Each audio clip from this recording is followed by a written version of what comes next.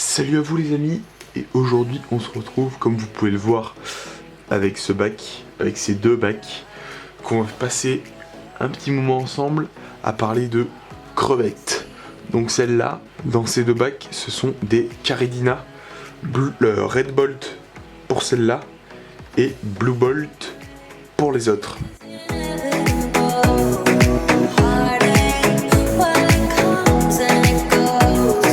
C'est des crevettes que j'aime vraiment beaucoup, de par leur couleur déjà, elles sont vraiment super magnifiques. Un super rouge-rose pour celle-là et un bleu qui va du super clair au super foncé. C'est des crevettes qui sont vraiment super sympas. Elles sont dans des bacs, que j'aime beaucoup aussi. Parce que dans celui-là et celui-là il y a de la mousse rare, donc là derrière ça c'est une super mousse. Et je devrais la bouturer je pense, parce qu'elle est vraiment sympa. C'est une mousse qui pousse à la verticale. Ça c'est une mousse qui a des bien plus gros polypes, si je peux dire ça, des bien plus grosses tiges que les autres, et elles sont plus écartées donc elles sont plus jolies. Et celle-là c'est une mousse qui est vraiment pas mal parce qu'elle est super jolie. Et là il y a une petite mousse qui pousse vraiment pas très vite. Et on peut voir la mousse là juste au fond. Celle-là c'est une mousse assez rare aussi, et elles sont toutes assez rares. Celle-là aussi c'est pas des algues, c'est de la mousse, et elle est aussi vraiment super jolie. C'est des crevettes qui peuvent se reproduire, elles se reproduisent un peu comme les red cherry. Elles sont grainées, elles pondent dans le substrat les larves, et les larves se développent en zoé. Et les zoés après elles sont microscopiques et on ne les voit pas. Malheureusement sur ces deux crevettes, donc les deux là, j'ai déjà eu des crevettes grainées plusieurs fois d'ailleurs. Et à chaque fois, je n'ai pas eu de suite. Il n'y a pas eu de Zoé, ce qui est assez bien beaucoup triste pour moi. Oui, c'est super triste. Mais là, je vais essayer plusieurs choses. On est à la bonne température, il y a de bons paramètres, mais j'ai pas mis d'eau osmosée, alors peut-être que ça pourrait les stimuler. Ou je ne sais pas quoi, peut-être. Je me suis dit, pourquoi pas m'insérer dans le plan, on est bien mieux comme ça. Du coup, je vais essayer l'eau osmosée, en remplir un peu pour justement essayer de stimuler la ponte et que ça se développe. Là je vois qu'il y a certaines femelles qui ont quand même un gros abdomen, donc ça veut dire qu'elles ont porté des œufs. Voilà, ça me ferait vachement plaisir de pouvoir les reproduire parce que c'est vraiment des crevettes qui sont super intéressantes à regarder. On peut voir que ces bacs qui sont intéressants. Là j'ai une petite cloche pour les nourrir, bam, je mets de la nourriture dedans, ça tombe dans un petit bac et elles viennent se nourrir dedans. Et là pareil, sauf que juste j'ai mis dans une petite coupelle. Et les crevettes viennent se nourrir dedans. Là, derrière, il y a une ocoscone avec de la mousse dessus. Une petite roche avec de la mousse rare dessus. Là, une lava rock avec aussi de la mousse dessus. Et des bois de cactus avec de la mousse aussi. Dites-moi si ces crevettes vous plaisent. Dites-moi celles que vous préférez et celles aussi que vous possédez chez vous. Si vous avez des crevettes, on va passer à mes hatcheries. C'est parti.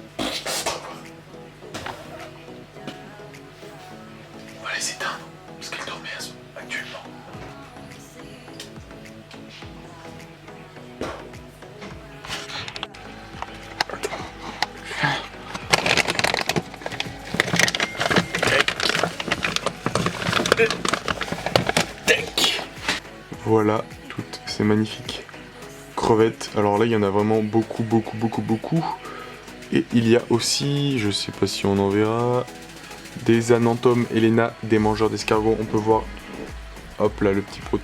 On peut voir d'ailleurs toutes les petits cadavres d'escargots. Là aussi on peut voir une très belle red cherry qui est assez rouge, là une assez verte et là une assez orange, parce qu'en fait mes red cherry se sont je sais pas comment je pourrais dire ça, mais elles se sont développées d'autres sortes de couleurs et des tares différentes. Donc celle-là est plus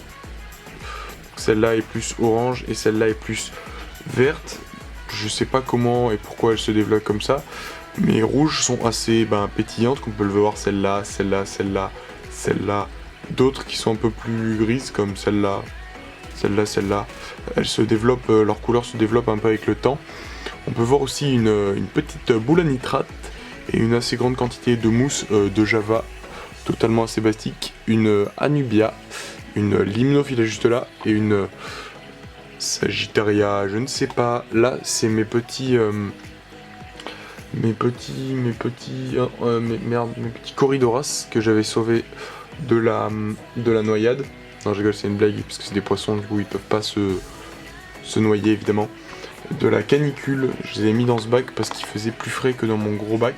Là, on peut voir pas mal mes belles crevettes Red Cherry. C'est des crevettes que j'ai depuis longtemps. J'ai oublié de le dire sur le bac, mais bien sûr, tous mes aquariums à crevettes, c'est du sol technique, bien sûr, qui maintient une certaine valeur de pH. Qui est très très bon justement pour les crevettes et pour la reproduction. Et aussi, toutes les larves des crevettes sont bien mieux et survivent bien mieux que par exemple sur un sol classique de quartz ou de je sais pas quoi. Et du coup je les nourris avec du Dennerlé, petites pastilles à la menthe. Tous mes aquariums aussi c'est sur filtre exhausteur. Bon là il manque de l'eau parce qu'à chaque fois que j'en vends je suis obligé de prendre de l'eau bien sûr pour en mettre dans les sacs. Et j'en vends pas mal parce que comme vous pouvez voir elles se reproduisent beaucoup. Et que du coup j'ai vraiment beaucoup de reproduction, on peut le voir dans la mousse de Java. Et j'en vends pas mal, ouais. C'est vraiment un... J'ai investi 10 € au départ. Bon là j'ai assez bien rentabilisé quand même. J'ai fait en tout cas plus de 100 € de bénéf. Bien plus que ça même. Et c'est vraiment super sympa parce que on peut les voir évoluer. On peut vraiment voir des mini zoés. D'ailleurs j'en ai une juste là. Voilà. Là vous la voyez, elle est juste là. Tac. Donc c'est vraiment une mini zoé. Vous pouvez voir à quoi ça ressemble. Tac. Celle-là est sympa, ouais, elle est bien rouge. J'adore la ligne qu'elles ont sur le dos, c'est vraiment magnifique. Et leur petite queue en forme de coquille Saint-Jacques est vraiment super douce. On peut en voir une dans la mousse de Java, sur la petite boule à nitrate.